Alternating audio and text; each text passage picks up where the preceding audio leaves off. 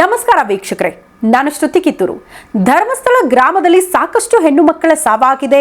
ಆ ಶವಗಳನ್ನು ನಾನೇ ಸಾಗಾಟ ಮಾಡಿದೆ, ನಾನೇ ಹೂತಾಕದೆ ಅಂತ ಚಿನ್ನಯ್ಯ ಮುಂದೆ ಬಂದ ಬಳಿಕ ಸಾಕಷ್ಟು ಬೆಳವಣಿಗೆಗಳು ಈ ವಿಚಾರದಲ್ಲಿ ಆಗೋಗಿದೆ.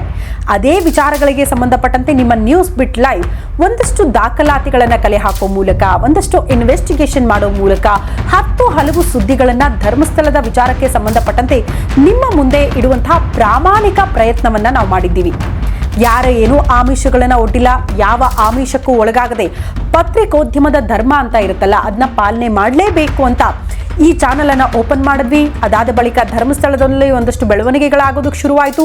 ಹಾಗಾದ್ರೆ ಸತ್ಯ ಶೋಧ ಮಾಡೋದಕ್ಕೆ ಹೋಗೋಣಪ್ಪ. ನಿಜಕ್ಕೂ ಹಾಕಿರೋದು ಏನೆಲ್ಲ ಬೆಳವಣಿಗೆಗಳು ಆಗಿತ್ತು, ಯಾಕಿಂತ ಆರೋಪಗಳು ಕೇಳೋದಕ್ಕೆ ಸಿಗ್ತಾ ಇದೆ ಅನ್ನುವಂತಹ ವಿಚಾರಗಳಿಗೆ ಸಂಬಂಧಪಟ್ಟಂತೆ ಸತತ ಒಂದಷ್ಟು ದಾಖಲಾತಿಗಳನ್ನ ಕಲೆ ಹಾಕುವ ಮೂಲಕ ಒಂದು ಪ್ರಾಮಾಣಿಕ ಪ್ರಯತ್ನ ಮಾಡ್ತಾ ಸುದ್ದಿಗಳನ್ನ ನಿಮ್ಮ ಮುಂದೆ ಇಟ್ಟಿದ್ದೀವಿ. ಇವತ್ತು ಈ ಎಪಿಸೋಡಲ್ಲಿ ನಮ್ಮನ್ನ ಈ ವಿಡಿಯೋಗಳ ಮೂಲಕ ಅನೇಕರು ಫಾಲೋ ಮಾಡಿದ್ದೀರಿ, ನಿಮ್ಮ ಅಭಿಪ್ರಾಯಗಳನ್ನು ಕಮೆಂಟ್ ಮೂಲಕ ಕೂಡ ತಿಳಿಸಿದ್ದೀರಿ. ಅದೇ ರೀತಿ ನಮ್ಮ ವೀಕ್ಷಕರು ಇದೇ ಧರ್ಮಸ್ಥಳ ಗ್ರಾಮದಲ್ಲಿ ಆಗಿರುವ ಅಸಹಜ ಸಾವುಗಳಿಗೆ ಸಂಬಂಧಪಟ್ಟಂತೆ ಒಂದಷ್ಟು ಅನುಮಾನಗಳನ್ನು ವ್ಯಕ್ತಪಡಿಸಿದ್ದಾರೆ. ಬಹಳ ಆ ಪಾಯಿಂಟ್ಗಳು ಸಖತ್ ಇಷ್ಟ ಆಯ್ತಪ್ಪ ನನಗೆ. ಹಾಗಾಗಿ ಯಾರೋ ಪೊಲೀಸರು ಮಾಹಿತಿ ಕೊಟ್ಟಿದ್ದಲ್ಲ, SIT ಅಧಿಕಾರಿಗಳ ಮಾಹಿತಿ ಕೊಟ್ಟಿದ್ದಲ್ಲ, ಜಸ್ಟ್ ಜನಸಾಮಾನ್ಯರ ಕಮೆಂಟ್ಗಳನ್ನ ಇಟ್ಕೊಂಡು ಈ ವಿಡಿಯೋ ಮಾಡ್ತಾ ಇದ್ದೀನಿ. ನನಗೂ ಆ ಅನುಮಾನಗಳು ಹೌದಲ್ವಾ, ಹೀಗಾಗಿರಬಹುದಲ್ವಾ ಅನ್ಸೋದಕ್ಕೆ ಶುರುವಾಗಿದೆ. ಹಾಗಾದ್ರೆ ಜನಸಾಮಾನ್ಯರು ಮಾಡಿರುವಂತಹ ಕಮೆಂಟ್ಗಳೇನು, ಅವರ ಅನುಮಾನಗಳೇನು, ಈಗ ಗಮನಿಸ್ತಾ ಹೋಗೋಣ. ಕೊನೆ ತನಕ ವಿಡಿಯೋನ ಮಿಸ್ ಮಾಡದೆ ನೋಡಿ.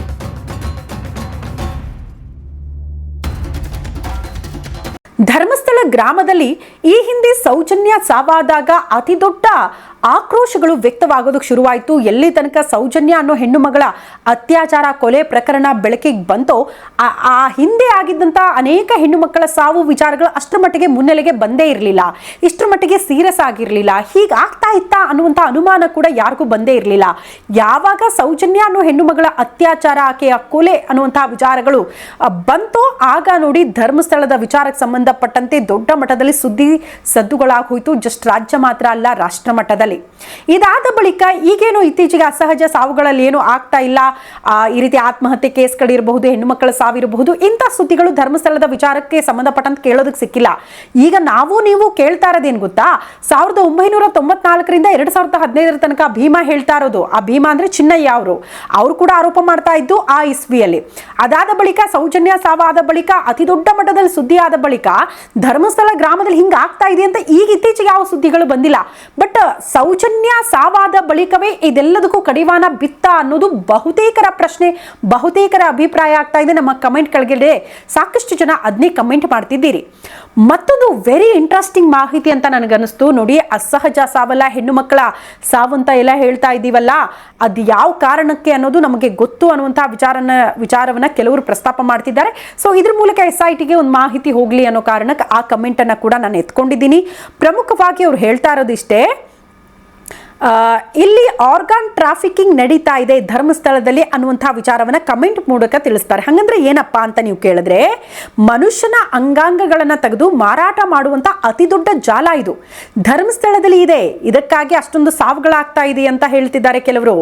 ನಮಗೆ ಬಂದಿರುವ ಕಮೆಂಟ್ಗಳಲ್ಲಿ ವೀಕ್ಷಕರು ಇಂತಹ ಆರೋಪಗಳನ್ನ ಮಾಡ್ತಿದ್ದಾರೆ. ಮೋಸ್ಟ್ಲಿ ಇದಕ್ಕೆ ಒಂದಷ್ಟು ಕಾರಣಗಳನ್ನ ಕೂಡ ಅವ್ರು ಕೊಡ್ತಾ ಹೋಗ್ತಾರೆ. ಹಾಗಾದ್ರೆ ಏನಪ್ಪಾ ಕಾರಣಗಳು ಅನ್ನೋದನ್ನ ಈಗ ಗಮನಿಸ್ತಾ ಹೋಗೋಣ. ಒಂದು, ರಾಜ್ಯದಲ್ಲಿ ಧರ್ಮಸ್ಥಳ ಮಾತ್ರ ಯಾಕೆ ಆತ್ಮಹತ್ಯೆಗೆ ಸ್ಪಾಟ್ ಆಗ್ತಾ ಇದೆ? ಅದೊಂದೇನಾ ಕ್ಷೇತ್ರ ಇರೋದು ಆತ್ಮಹತ್ಯೆ ಮಾಡ್ಕೊಳ್ಳೋದಕ್ಕೆ, ಅಥವಾ ಮೋಕ್ಷ ಸಿಗುತ್ತೆ ಅನ್ನೋ ಕಾರಣಕ್ಕಲ್ಲಿ ಹೋಗಿ ಆತ್ಮಹತ್ಯೆ ಅಥವಾ ಸಾವಿಗೀಡಾಗ್ತಿದ್ದಾರೆ ಜನ? ಅಂದ್ರೆ ಇಡೀ ರಾಜ್ಯದಲ್ಲಿ ಬೇರೆ ಬೇರೆ ಕಡೆ ಕೂಡ ಅನೇಕ ಧರ್ಮಕ್ಷೇತ್ರಗಳಿದೆ, ಅಲ್ಲಿ ಯಾಕೆ ಹೋಗಿ ಯಾರು ಆತ್ಮಹತ್ಯೆ ಮಾಡ್ಕೊಳ್ತಿಲ್ಲ? ಇಲ್ಲೇ ನೂರಾರು ಜನ ಬಂದು ಈ ರೀತಿ ಆತ್ಮಹತ್ಯೆ ಮಾಡ್ಕೊಳ್ಳೋದಕ್ಕೆ ಕಾರಣ ಏನು? ಹೀಗಂತ ನಾವೆಲ್ಲ ಜನಸಾಮಾನ್ಯರು ಅವ್ರಿಗೆ ಅನಿಸಿರೋದನ್ನ ಕಮೆಂಟ್ಗಳಲ್ಲಿ ತಿಳಿಸ್ತಿದ್ದಾರೆ. ಯಾಕೆ ಬೇರೆ ಧಾರ್ಮಿಕ ಕ್ಷೇತ್ರಗಳು ಕೂಡ ಇದೆಯಲ್ಲ, ಅಲ್ಲ ಆತ್ಮಹತ್ಯೆ ಮಾಡ್ಕೊಳ್ಬಹುದಿತ್ತು, ಇಲ್ಲೇ ಬಂದು ಯಾಕೆ ಇಷ್ಟೊಂದು ಜನ ಸಾಯ್ತಿದ್ದಾರೆ ಅನ್ನೋದ್ರ ಬಗ್ಗೆ ಅವರು ಪ್ರಶ್ನೆ ಮಾಡ್ತಿದ್ದಾರೆ. ಅದರ ಜೊತೆಗೆ ವೆರಿ ಇಂಟ್ರೆಸ್ಟಿಂಗ್ ಇನ್ನೊಂದು ಪಾಯಿಂಟ್ ಅಂತ ಅಂದ್ರೆ, ನಾನು ಆಗ್ಲೇ ಹೇಳಿದೆ ನಿಮಗೆ, ಸೌಜನ್ಯ ಅತ್ಯಾಚಾರ ಕೊಲೆ ಪ್ರಕರಣ ನಡೆದ ಬಳಿಕ ಇಡೀ ರಾಷ್ಟ್ರ ಮಟ್ಟದಲ್ಲಿ ದೊಡ್ಡ ಮಟ್ಟದ ಸುದ್ದಿಗಳಾದ ಬಳಿಕ ಈ ಪ್ರಕರಣ ಅದಾದ ಬಳಿಕ ಧರ್ಮಸ್ಥಳದಲ್ಲಿ ಯಾವ ಸಾವುಗಳು ಕೂಡ ಆಗ್ತಾ ಇಲ್ಲ, ಯಾಕೆ? ಇದನ್ನ ಪ್ರಶ್ನೆ ಮಾಡ್ತಿದ್ದಾರೆ ಜನಸಾಮಾನ್ಯರು. ಸೌಜನ್ಯ ಪ್ರಕರಣ ಆದ ನಂತರ ಧರ್ಮಸ್ಥಳದಲ್ಲಿ ಆತ್ಮಹತ್ಯೆ ಪ್ರಕರಣಗಳು ತೀರಾ ಕಡಿಮೆ ಆಗ್ಬಿಟ್ಟಿದೆ. ಹೀಗೆ ಏಕಾಏಕಿ ನಿಂತು ಹೋಗ್ಬಿಟ್ಟಿದೆ. ಸೌಜನ್ಯ ಸಾವಿನ ನಂತರ ಸಾಕಷ್ಟು ಸುದ್ದಿ ಆಯಿತು, ಧರ್ಮಸ್ಥಳ ಸಾಕಷ್ಟು ಚರ್ಚಾ ವಿಷಯ ಆಯಿತು. ಹಾಗಾಗಿ ಇದಕ್ಕೆ ಕಡಿವಾಣ ಬಿದ್ದಿರಬಹುದಲ್ವಾ? ಯಾರು ಇದನ್ನ ಮಾಡ್ತಾ ಇದ್ರು ಅನ್ನುವಂಥ ಆರೋಪಗಳಿದೆಯಲ್ಲ, ಅವರು ಅಲರ್ಟ್ ಆಗಿರಬಹುದು. ಇಷ್ಟೆಲ್ಲ ಜನ ಈ ಕಡೆನೆ ನೋಡ್ತಿದ್ದಾರಪ್ಪ, ಈ ಸಾವು ನೋವಿನ ವಿಚಾರಗಳೆಲ್ಲ ಬೆಳಕಿಗೆ ಬರ್ತಾ ಇದೆ ಕೂಡ ಕೆಲವರು ಇಲ್ಲಿ ಕಮೆಂಟ್ ಮೂಲಕ ಪ್ರಶ್ನೆ ಮಾಡ್ತಿದ್ದಾರೆ. ಮತ್ತೊಂದು ದೊಡ್ಡ ಅನುಮಾನ ಇಲ್ಲಿ ಸೃಷ್ಟಿಯಾಗಿರೋದು ನಮ್ಮ ಜನಸಾಮಾನ್ಯರಿಗೆ. ಈ ಅನುಮಾನಕ್ಕೆ ಪೂರಕ ಅನ್ನೋ ರೀತಿಯಲ್ಲಿ ಧರ್ಮಸ್ಥಳದಲ್ಲಿ ಆಂಬ್ಯುಲೆನ್ಸ್ ಚಾಲಕರನ್ನ SIT ಅಧಿಕಾರಿಗಳು ಕರೆದು ವಿಚಾರಣೆ ಕೂಡ ಮಾಡಿದ್ದಾರೆ.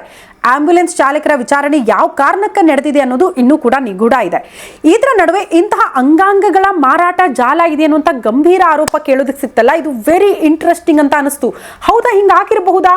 ಆಗಿರಬಹುದಲ್ವಾ? ಇಷ್ಟು ಜನ ಸಾವು ನೋವಾಗಿದೆ ಅಂತ ಅಂದ್ರೆ ಯಾಕೆ ಆಂಬ್ಯುಲೆನ್ಸ್ಗಳನ್ನ ಬಳಕೆ ಮಾಡಿಕೊಂಡು ಅಂಗಾಂಗಗಳನ್ನ ಮಾರಾಟ ಮಾಡುವಂಥ ಜಾಲ ಇಲ್ಲಿ ಸಕ್ರಿಯರಾಗಿರಬಾರ್ದು? ಇದ್ರ ಬಗ್ಗೆ ಕೂಡ ಮೋಸ್ಟ್ಲಿ ತನಿಖೆ ಆಗಬೇಕು ಅಂತ ನಿಮ್ಗೆ ಅನ್ಸಲ್ವಾ? ಕೆಲವರು ಅದನ್ನ ಕಮೆಂಟ್ ಮೂಲಕ ತಿಳಿಸಿದ್ರು. ಇದರಲ್ಲಿ ಮೋಸ್ಟ್ಲಿ ಏನೋ ಇರಬಹುದು ಅನ್ನೋ ಕಾರಣಕ್ಕೆ ಆ ಕಮೆಂಟ್ ಅನ್ನ ಎತ್ಕೊಂಡು ಈ ವಿಡಿಯೋದಲ್ಲಿ ಅದನ್ನ ಪ್ರಸ್ತಾಪ ಮಾಡ್ತಿದ್ದೀನಿ. ಬಹಳ ಸ್ಪಷ್ಟವಾಗಿ ಧರ್ಮಸ್ಥಳ ಗ್ರಾಮದಲ್ಲಿ ಆಗಿರುವ ಈ ಬೆಳವಣಿಗೆಗೆ ಸಂಬಂಧಪಟ್ಟಂತೆ ಒಂದು ಸ್ಪಷ್ಟ ಚಿತ್ರಣ ನಮ್ಮ ಕಣ್ಮುಂದೆ ಇದೆ. ಒಂದು, ನಾನು ಆಗ್ಲೇ ಹೇಳಿದೆ, ಚಿನ್ನಯ್ಯ ಮುಂದೆ ಬಂದಿದ್ದು ಕೂಡ 1994ರಿಂದ 2015ರಲ್ಲಿ ಅನೇಕ ಹೆಣ್ಣು ಮಕ್ಕಳ ಸಾವಾಗಿದೆ, ನಾನೇ ಆ ಶವಗಳನ್ನು ಹೂತಾಕಿದ್ದೀನಿ ಅಂತ. ಅದಾದ ಬಳಿಕ ಸೌಜನ್ಯ ಪ್ರಕರಣ ಬರುತ್ತೆ. ಅಲ್ಲಿಂದ ಇಲ್ಲಿ ತನಕ ಯಾವ ಸಾವು ನೋವಿನ ಸುದ್ದಿ ಧರ್ಮಸ್ಥಳ ಗ್ರಾಮಕ್ಕೆ ಸಂಬಂಧಪಟ್ಟಂತೆ ಇಷ್ಟು ಸಂಚಲನವನ್ನ ಸೃಷ್ಟಿ ಮಾಡಲೇ ಇಲ್ಲ. ಹಾಗಾಗಿ ಅಲರ್ಟ್ ಆಗ್ಬಿಟ್ರ ತಪ್ಪಿತಸ್ಥರು? ಈ ಪ್ರಶ್ನೆ ಇದೆ.